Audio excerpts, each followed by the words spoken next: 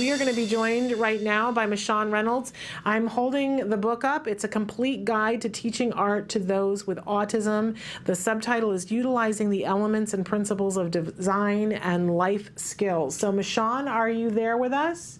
Yeah, hi, There good she morning. is. How are Good you? morning. I'm great. How are you?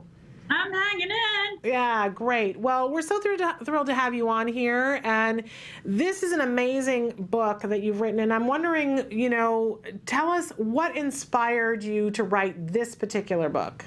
Well, as an art teacher of many, many years, I was asked to teach classes. I shared a classroom with some kids, but I had never taught whole classes of kids with autism. And then I had an opportunity to teach whole classes of kids. And I didn't, I wanted to teach them on their level and figure out what it was that their needs were. And so what I did is, after a very short period of time, it took a couple weeks, but I figured out that they were very visual learners. And that to me was a revelation, because if they're visual learners, then that means that many things can be filtered through the arts, and many of their issues can be filtered through the arts. And it's a student-centered program. It's a program where some of their developmental issues, like increased cognition, self-expression, increased imagination, abstract thinking, visual spatial discrepancies, fine motor skills, could all be done through actual projects. And then if you take it to a further level, which is, that also increases their self-esteem, and then they like it. They like doing it. But you have to figure out where they are on the art spectrum, which is, I call it the art spectrum, which is different than the autism spectrum, which is basically a developmental program that was devised by a couple people. There are different types of learning, like, a guy called Lowenfeld figured out different types of learning, but there's schematic learning. So if you can figure out where they are, then it was like, okay, well, let's figure that out. And then if you take it to a further point, which if you start to have them talk about the art, which some are verbal, some are nonverbal, some are using their Devices. Yeah, devices. Yeah, right, and they can increase their social interaction, they can increase their communication, and then not only that, that gives people actually I don't know if you would call it a blueprint, but it's definitely a year to year to year looking at an increase in development. Yeah. Which goes along with their IEP, which can say, hey, look, here's where you were, here's where you are. And that made a difference to me. And then, again, just to do the whole project itself, it requires life skills. It requires organizational abilities. It requires putting things away. It requires getting things out. It requires rules and regulations, and printmaking is different than using markers, and but it is an interactive thing. So it's a huge thing that can help these people. And that really, to me, was the whole inspiration of writing the book, because to me, it was all about helping people. How do I help these people have a better quality of life overall over a long period of time, those that are already diagnosed? So that was my inspiration in writing the book. Well, that's great. And we should talk a little bit about your background, because you mentioned a little bit that you are somebody who has taught art for a number of years. And I taught art for 23 years in different situations. I've taught everything from the gifted and talented to, believe it or not, geriatrics, to people who have had much more disabilities, Down syndrome, inclusion, a lot of different types of people. And understand the arts, went to art school, have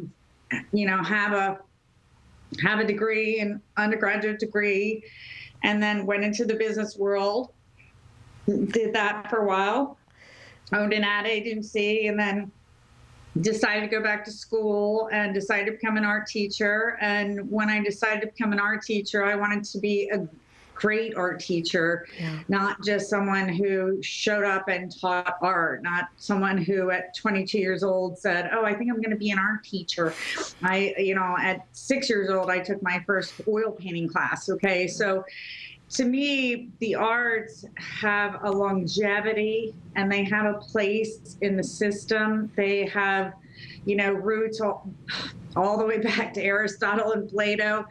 And, there's a whole big part of the book that also talks about, look, if it works for all these other populations, these other populations that are high risk, and that can mean anything. Yeah. Okay. The chances are, if these are visual learners, which they are, that it's a really good bet that it's going to happen, that this helps them. Yeah. And that's the purpose or the premise under which it was written. Yeah. And then when I worked with them, I was like, oh my gosh, this is amazing. Yeah. And the kids thrived. They Absolutely. thrived. Okay, great. Well, and we should also mention, too, that you have been a master curriculum writer as well for the arts. Right. I've written curriculums for many, many different, on the East Coast of the United States, which is where I'm from. I'm an East Coast gal. But, for Anne Arundel County Public Schools, for Christina Public Schools in Delaware, Anne Arundel County Public Schools, which is in Maryland.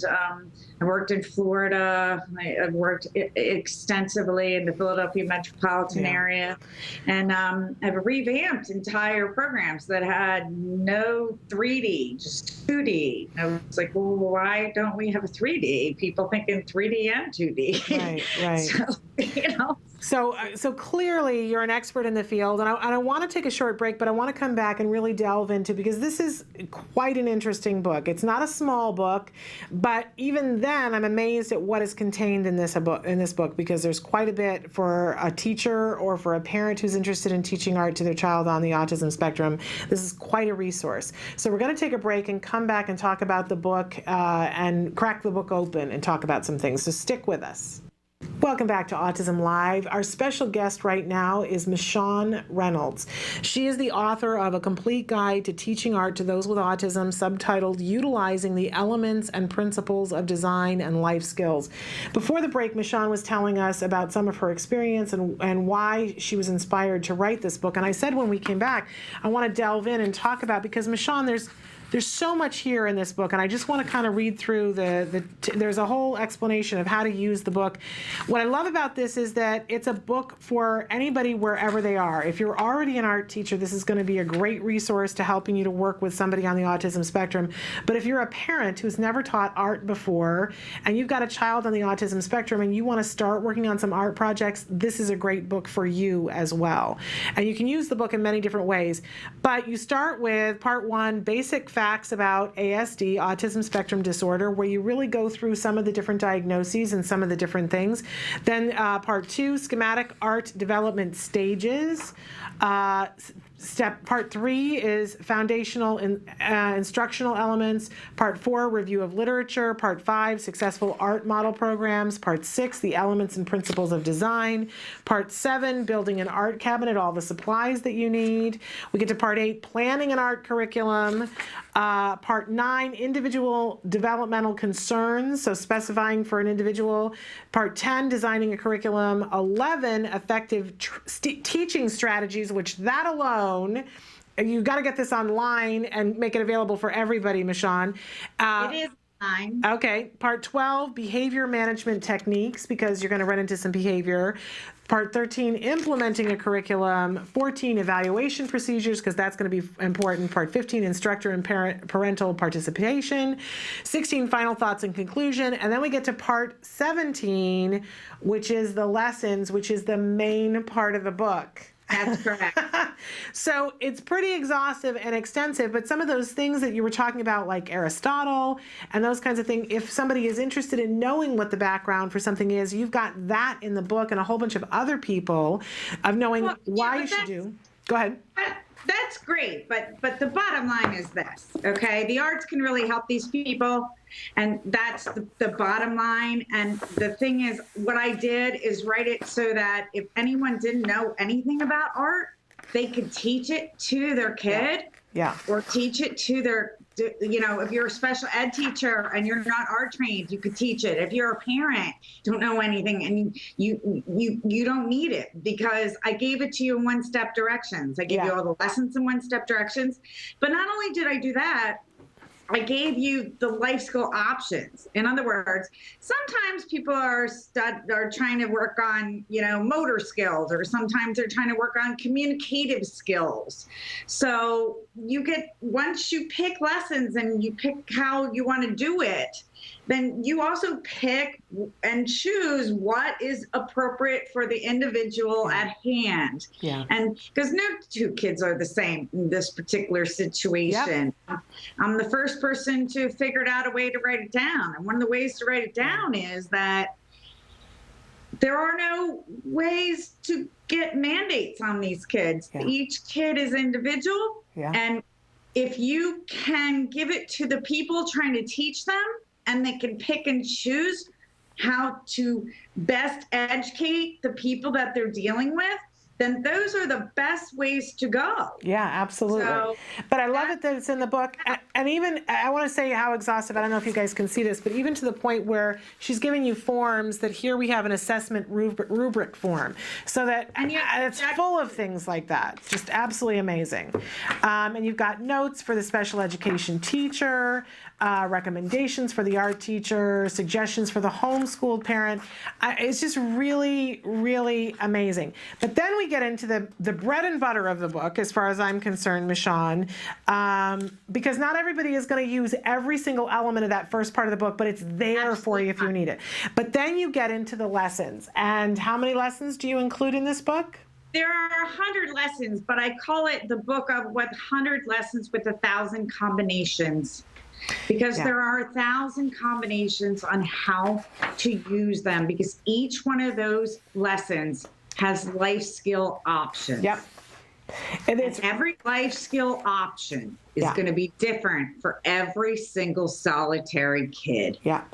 And so you pick and choose for the kids. You're either, whether it's a 6th person in your classroom, or you're sitting across from your own kid, or you're getting together with a group of parents that, you know, doing an assessment, you know, where you're talking about how to talk about art. I like it. I like it because it's blue. I like it because there's shapes. Well, there's way more to it than that, because there's core subjects involved in here. There's math, there's science, there's language arts, there's all kinds of things. So it depends on the concentration that you choose. You could teach the same lesson 3 years in a row, 4 years in a row, and have a different concentration of a life skill. So it makes it an invaluable resource of 100 lessons. And it's amazing as I'm flipping through the different lessons, and there's so many good things here. What I love too is that you give the lesson, and you give either an example of the art, or there's stuff in the back in the appendices that gives you, as the parent or the teacher, whoever you are, the format, and sometimes, you know, the beginning artwork, if it's something where they're going to design or decorate on top of, you give them the actual thing, so we don't have to already be artists ourselves to be able to teach it. But, and of course you guys probably can't see, but first she lists elements, then the principles, then the supplies needed, and then the directions. And I've had people comment on that. They've said, you know, I had books for my kids that they didn't include all of them. I said, oh, trust me, all of them are included. So there's the elements, the principles, the supplies needed, which is the first thing that I'm going to go to as a parent, then the directions, which are step by step, and then for every single lesson, it has the life skills. And then you choose. What you want to focus on, which is really kind of amazing, because Mishawn. That's what the autism, every kid is different, and they need that. But also the parent needs to know if they can color within the lines and they can read, they can teach art. Yes. I've had people tell me, I cannot draw a stick figure. Trust me. I spent 2 years writing this, so you can. You can draw a stick figure. You can follow these directions. It even says turn paper right, turn paper left. I mean, you can do this. It's really lovely. I mean, here's one, lesson 44, which is roller coaster ride. And I can tell you, this is one, if I was flipping through here, that my son would find really exciting to work on. And it gives you step-by-step examples and the directions and the life skills so that you can pick what element of this that you want to be working on with your child to make a roller coaster ride. And endless amounts of lessons so you can go through and see, okay, what do I already have for supplies that I could do on a rainy day, and what do I want to work on? It's really quite ingenious, Mishawn. I have to hand it to you. So loving it. My backyard has a tree, the example, and you can see that we're starting to work on perspective with this, if that's what you choose to work on for it. But I'm really impressed, Mishawn. I quite love it, and especially for those of you who are homeschooling and you want to include art, and you should include art, this is going to be an invaluable book for you. So, Mishawn, let's talk about how do people get a copy of this book?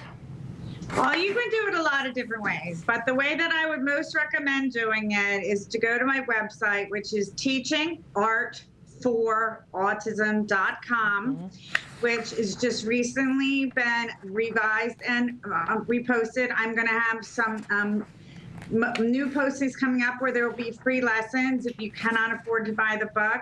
There is a reduced cost that it's most cost efficient way to buy the book at this time.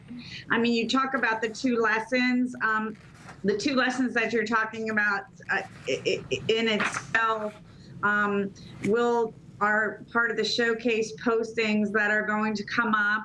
And you know, they and actually the roller coaster ride has a virtual reality component to it, which is a suggestion in the book. There are so many things involved with these types of kids, and when you get into art, people sometimes they have trouble with supplies, but there's lots of suggestions on how to alleviate that or how to make it not so scary. And you know, and I have to tell you, most of the kids, I can't say all the kids, but I would say 99% of the kids that I have worked with that have done art have come out of it with their self-esteem being greater, their IEPs being more diagnosed, where people can track how they are and what they're doing, whether they're at homeschool. They get together with other people. You know, they can do that in a library or even an art supply store and do some social interaction. So the things that are there, not the greatest assets, but things that need to be improved on assets, are all within the fine arts. The fine arts are a place where people don't realize, because many times in this country we look at them as a fluff, and they are not a fluff, particularly in this situation, because these kids are predominantly visual learners. Yeah.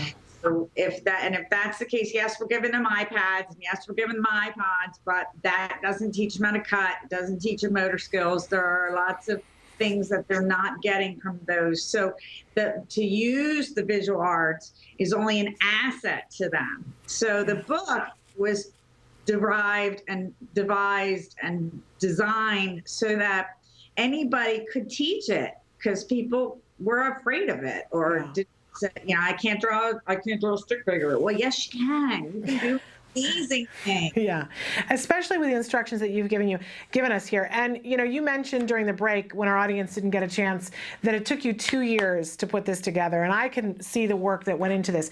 I just want to bring up this one, lesson 81, monthly fun days calendar placemats. And Mishawn has gone to the trouble to give us suggestions about things for pretty much every week of the year. Through January, she gives you suggestions of all the things that you could do just in January, so that's done for you. Or they can take photographs, or they can it's amazing. Or they can write it down, or they can whatever. It's absolutely amazing. Student centered. It's there's just so many lessons in here. You would never run out of things to work on. And again, I mentioned too that in the appendix, if I can flip to the appendix here, it gives you all of the shapes that you can copy and be able to have for each one of the lessons. You have a copy machine. You can do what you need to do. Yeah. Or a scanner. If you have a Staples near you, you're pretty much good. Yeah, it's absolutely amazing. Or your computer. Yeah, it's truly amazing what's in here. So, who do you envision using this book, Mishawn? To be honest with you, I wrote it with a variety of people in mind. Okay, I was very, very much offended by the fact that when everyone said, "Oh, it's just art education." No, this is not just art education for these people. This is not. These people are visually centered, which means things need to be filtered through these people. Yeah. But visually, okay? Which means the special education teacher, okay? They take 40 minutes out of their day, 10 minutes to set it up, 10 minutes to shut it down, 20 minutes to work on it, okay? And give or take, if a couple minutes in between. The kids love it. The kids, sometimes they like the painting, sometimes they don't like the painting, sometimes they like the clay, sometimes they don't like the clay. Sometimes they're sensitive to things. Okay, so you give them gloves. There's whole suggestions in the book about how you counteract that as well. Right. And there's 20 types of crayons. There's a whole chapter of how many crayons do you think there are? People think there are 2. No, they're not. How many markers do you think there are? Well, guess what? There's about 35 types of markers now. Right. So some of them smell. It's all about envisioning how they can use this to better to help their quality of life, to become part of understanding things better, because a lot of them are isolated and they don't understand. Sometimes I've had kids draw a whole map of a subway map after looking at it once. I've had another kid take 4 mediums and put it all together and he can't read. I've had other kids who can't speak that have done these miraculous things in art. So the point is, it gives them another opportunity. It gives them another place on the map to use, either in conjunction with or in addition to something that already is, if not art-centered education, which is a tough sell in America. Absolutely. Well, I can see there are so many different uses for this. If you're homeschooling, I think it's essential. I think if you are a parent of a child who's going to school, and the teacher, as is a lot in this, especially in the elementary grades in this economy, is a lot of times the person who is doing the art. Give this as a gift to them. If you're a parent and you like to do things and have activities with your child, and you know that your child has some interest or you have some interest in art, this is an absolute essential for you. But I think, give it to your school. It is not a kinesthetic activity. It is not about sit your kid down at the dinner table and give them a crayon and let them color for 20 minutes. That's a kinesthetic activity. That is not what we are talking about here. What we are talking about here is an engagement, an active engagement activity that enables them to thrive. Absolutely. And so you've had the opportunity to work with a wide range of people on the autism spectrum and use art. And what are some of the amazing things that you've seen as a result? You've mentioned that you've seen people who didn't have verbal skills be able to put 4 mediums together. And do you see them gaining these life skills in your classroom?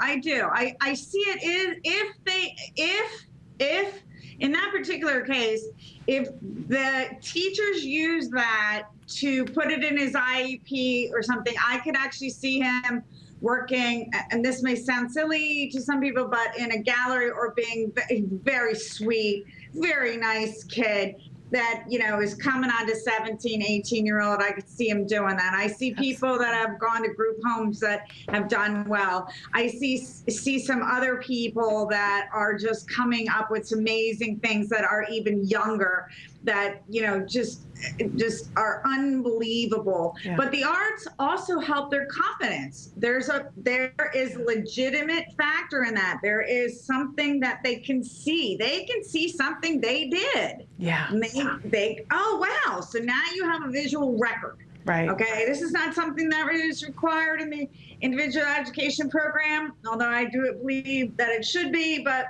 when you look at it from year to year, if you look at where the kid came from, what the kid can do, what the kid can do now, wow. And the kid can see it because they remember everything, most of them. I mean, they remember things. It's just amazing how much they remember. Absolutely. So, I mean, you're like, wow, really? You made that when? Okay, cool. Oh, yeah, I forgot about that. It is amazing. And I want to say, we talk a lot on this show about when something is reinforcing for our kids. And when something is reinforcing, then it creates an environment in which they're going to leap over things that have been obstacles for them. And what I love about your book is that it helps us to make art one of those reinforcing things. It makes it possible for the person who's delivering it to make it something that's reinforcing to them and reinforcing to the child. And when we do that, we will see progress in a lot of different areas. Mishawn, this is absolutely wonderful. I'm going to ask you once again to tell your website, and we'll put it up on the screen so people can find the book. Tell us again what it is. And I would ask you one thing too. Absolutely. There is an option on the webpage now that you can become part of a community where if you want my help to start to do a program, or if you would like to track a program, or even from an individual or from a class, that we would do that, and then we would go ahead and we're going to put up a gallery page. Lovely. And we're going to do some things that so the kids can have some more recognition, and then they can look at it in a different way too, and also the parents can as well, so that we can look at it as an ongoing complementary continual program, because that's what this is about. This is about continuing to make it better. Okay, great. So we put your website up again, but let's do it one more time, Emily. And Mishawn, tell us what your website is. It's called teachingartforautism.com. Okay. And there is a preview. If you go on the preview page, there's a lesson.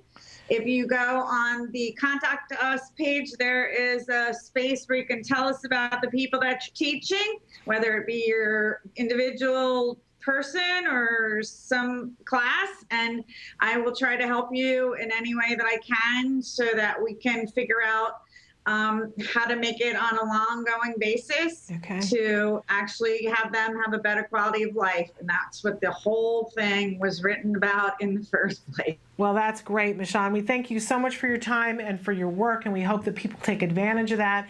And we'll check back with you in the coming months to see how that project's going. That'd be great. Thank you so much, Mishawn. We'll talk to you soon. All righty. Thank you. Bye-bye. Bye-bye.